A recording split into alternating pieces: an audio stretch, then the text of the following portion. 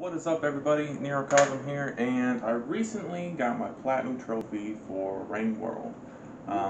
So I brought JJ here, the other platinum trophy winner that helped me actually get through the game. And what we're going to do is we're going to just review our game on the Nerocosm game grading scale. So first up, we have the storyline. Yes. Now, the storyline is out of 10 points. Personally, I love the storyline in it, and I'm really excited for a second game, probably a prequel for it. That would be so great. Because awesome. I really liked it, especially like when you play the game correctly and you go to the moon and you go to 5 Pebbles, and just even more of the story you get from collecting all the pearls and having them read to you. I think it's really nice. Like the storyline is really good, but like the ease of access to it is definitely a whole other thing. Because if you don't bring any of your colored pearls to Moon, you don't get a lot of the background lore. You just get text from like Moon,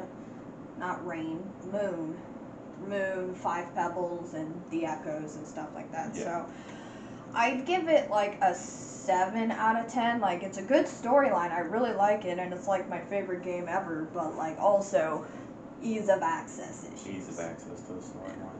I guess that makes sense. I'm gonna give the storyline a 10, just simply because I like the storyline. I like how it leaves a lot open for what happened before, because you don't really know with the ancients, and they built everything and all this shit. But I really like the storyline. It is really good. I'm gonna give it a 10. I don't care. It's good. It's good enough to have to break your ass to get the pearls and do it. Yeah. It's definitely like really worth it if like lore is the ultimate reason why you play a game. It's like really great. So you get this grind, you finally get the stuff, you finally get it back, and you get rewarded with a bunch of like context and backstory and stuff like that. Don't give mine a 10. You gave yours, what, a 7? Yeah. Let me get this notepad. We keep score for me. For you. 10 on my side, 7 on your side. Now, what about the controls and the gameplay of it? Because, I know that you started off on PC and they didn't give you any help whatsoever with it. No. I played before the first big update when they introduced easy mode and hard mode and all the new creatures and stuff like that. But as far as like the controls go, if you're playing on a platform, it's very easy. You pause and it tells you the controls, but if not, you kind of have to either figure them out or look them up yourself. So now, since it's a lot easier, I guess I'd give it like also a 7 out of 10, mainly because more of the complicated maneuvers you need to do, you don't really know how to do, like backflips, rolls, pounces, all this other stuff, pole jumping, water jumping. They don't give you a lot of information on that. They don't give you any information at all. They just kind of hope you'll do it on accident and go, oh shit. Yeah. And then keep doing it. I don't know. I like the controls on the game. I'm going to give it a 9 because, it's a nice 2D platform, but a lot of the 2D platform games that you see are, woo, run, jump, press the B button to fucking pew, pew. And I mean, like, basically those are the basic controls, like just movement and then grab and throw, but also, like, each one of the buttons does so many different things because, throw is throw, but, you can pick up things, you can eat things, you can put things in your stomach, you can get things out of your stomach, switch hands. I like that, and I like the how you grab onto things. It's a little different too. Like certain things you need to have 2 empty hands in order to grab it. Some things you just need 1. Yeah, so I think that's nice. I'm gonna give that a 9. Now, what do you think of the graphics for the game? 10 out of 10. I agree. Honestly, 100%. that was before I even knew anything about the game. All I knew was what it looked like because I watched Markiplier, I think it was. He put out like 1 episode of it and then he never played it again. Understandable, I get that. But it just looks so cool and the environment looks so cool, and it also had this kind of like aura around it of like mystery and just not knowing where you are and like this unforgiving world that you gotta like try to find your place in. So definitely graphics, I give 10 out of 10. Yeah, I liked it. I liked the artwork in the game too. There's a lot of artwork. Either spray when you do, pilgrimage, the graffiti. Yeah. And plus all of the creature designs too. I think it's Like the really cool. reindeer. I love the reindeer. How they're lumpy and they got like these little spider legs and they got antlers, but not really. They're all like loopy and goopy and have little like hanging bits and stuff like that. Yeah, I think that's amazing. I really like it. Okay, now ease of switching weapons.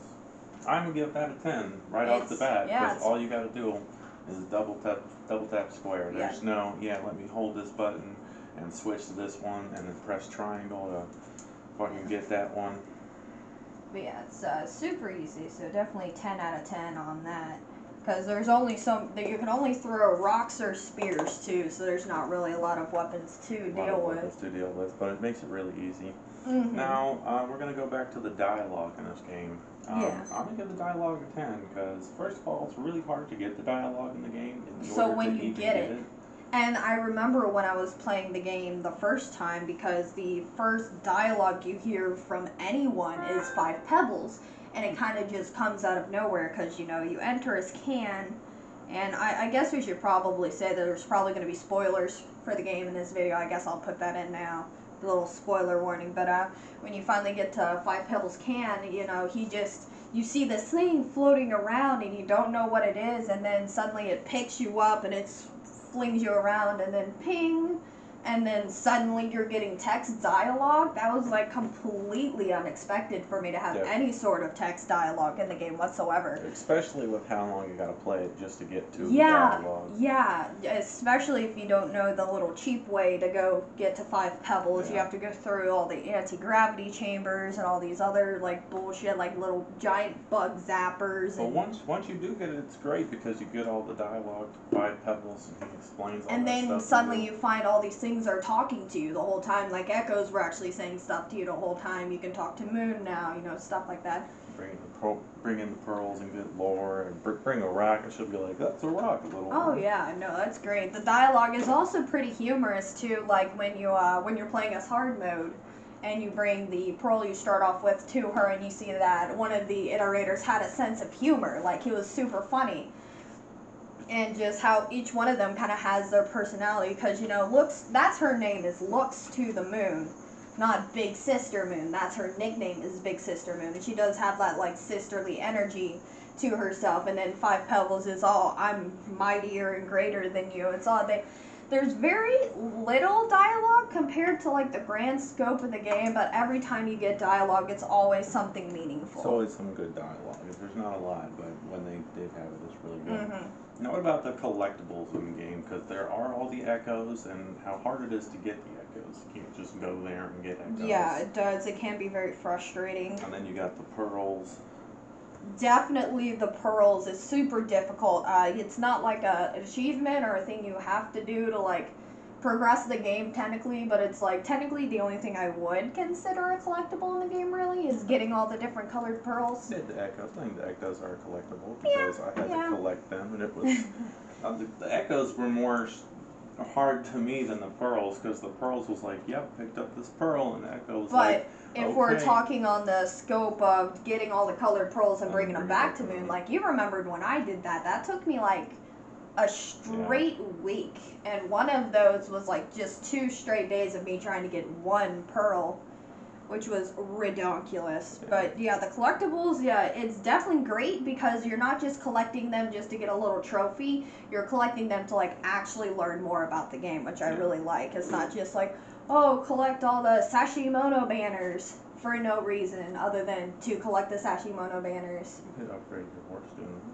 Well, yeah, but that's just, you know. So what are you going to give that? Definitely 10 out of 10. I'd also say 10 out of 10. Mainly because whenever there is dialogue, it's always something meaningful and it always has some, like, background to it. Okay. Now, we're going to go with ease of direction. Now, remember, your ease of direction in this game, you didn't like very much because I know that half the time in the game, you have no idea where you're going. In fact, it's not until you reach a couple days where you'll get Iggy the Overseer, and he'll be like, hey, come this way, and then he leads you to like, okay, you can't talk to me, what the fuck's the point of being here? And then sometimes he'll like disappear for screens at a time only to reappear and say, hey buddy, you've gone the wrong way, go back this way. So definitely, because mainly from my experience, in order for me to be able to fully enjoy the game, I did have to look up maps for all the areas, and I definitely recommend that for anybody who is playing. Like, don't be afraid to look up maps. Like, the Rain World Wiki is really good about, like, labeling spoilers and stuff like that, so you can avoid them. But yeah, just look up maps. Like, honestly, it'll make your life so much easier, but not so easy that it's too easy. Because honestly, knowing where you're going doesn't really help you too much in the long run, other than like getting lost. You just know, yeah, this is the way that I'm supposed to go. Yeah, so I'd say I'd give it like a 4 out of 10, mainly because they do technically have a thing for it. Right. You know, but it's just not really that easily implemented. Like, I know I got to 5 pebbles only using the iterator my first time going through, but it was a whole thing. Yeah. I'm gonna go a little higher on that one. I'm gonna give this one a 7 out of 10. Because you said that's kind of like the point, right? Yeah, the whole point of the game is that you are lost and you are dumb and you don't know what's going on. You don't know where you are. So it's not like one of those games that's like, oh right, here's how you get there, because you don't know how to get there. That's kind of the point, is that you don't know. So the fact that they implicated that, and then we're just like, okay, you're lost, but here's a guide you can follow. They didn't do that because it's kind of the point. We're gonna have to hurry up a little bit, so I'm gonna give that one a 7, simply because, and even 5 Pebbles tells you when he gets there, he's like, how did you get here? You're not supposed to know any of this stuff. Yeah, he's like, this is so freaking weird. This has never happened before, and he's been alive for like thousands of years. Alright. So we got the ease of direction right there. Okay.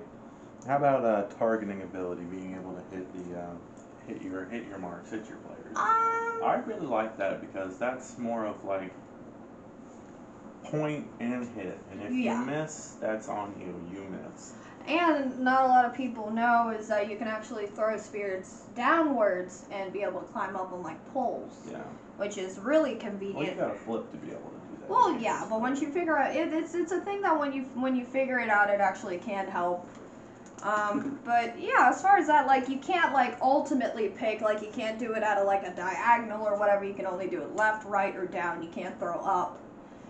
But unless you're in a tunnel, which that makes sense. No. You can't throw up in a tunnel? No, if you're going upwards in a tunnel and you throw it, it just sticks into the side of the wall. How about that? So, but yeah, I guess I would give that like 8 out of 10. Like, it'd be cool if you could like pick diagonal directions, because it would make it a little easier. But I also get that as kind of like a 2D platform game. Yeah. Like, you really don't even have the analog to play. Like, it depends on what I'm doing. Yeah, like, because I'm trying to do flips and stuff. Like I said, most people who play it and are like really, really, really good at it actually play on a keyboard. Alright, now how about the camera angle on this game? 10 out of 10, it's a 3D platform. I mean, yeah, it's pretty cut, dry. Well, I mean, okay, I guess I'll give it a 9 out of 10, because if you get to a room that's made out of 2 screens and you stay on the edge of that screen because you're like trying to fight something, it's switching back and forth kind of fucks you up. So I'll give it a 9 out of 10, but only because of that small little thing. Alright, now how about the last thing on here is customization options. There are none. In controls and character selection. Well, okay, so it depends. Like, I know on PC you can change the controls. You can plug in like an Xbox controller to your computer and like do whatever controls you want. But on all of the rest of the platformers, you can't. It's only jump, throw, that, basically your square, your circle, and your X button. Yes, that's definitely that one. So it's not really their fault, because they just need to update it so that it'll be compatible on all platforms. But so I guess I'll give it like a 9 out of 10 as well. I'm giving it a 5. Yeah. I'm giving it a 5, and just simply because they have the 3 different select guides. Yeah, they do have 3 different. Well, technically there's 4 if you play the multiplayer arena mode. Yeah, but he's not really. He doesn't have a story or anything like that. The only reason I'm gonna give it 5 is simply just because they got the 3 different dudes. So I'm gonna tally mine up. There's 20, 30, 40, 50, 60, 78, 76, 10, 20, 30, 40, 50, 60. 69. Call that 69. Oh man. 78. 78. 78 plus 5. Is 83. 83? Yeah. Really? I think that's the same rating that Ghost of Tsushima got. Was Yeah. 83. Well, let's see. Mine's definitely going to be a little bit lower than you. So that's 30 plus 14 is 44. Plus 8 is 48. Plus 8 is 56. 56 plus 9 is 66. And then 66 plus 9 again would be 73. So mine has a score than you. I guess I'm just a lot more harsh on games that I've spent 500 plus hours going to. Wow. So I'm gonna give the game 4 out of 5 stars. I like the game. I would recommend it if you like getting your ass kicked. Like, if I'm honest, I give it 4 out of 5 stars.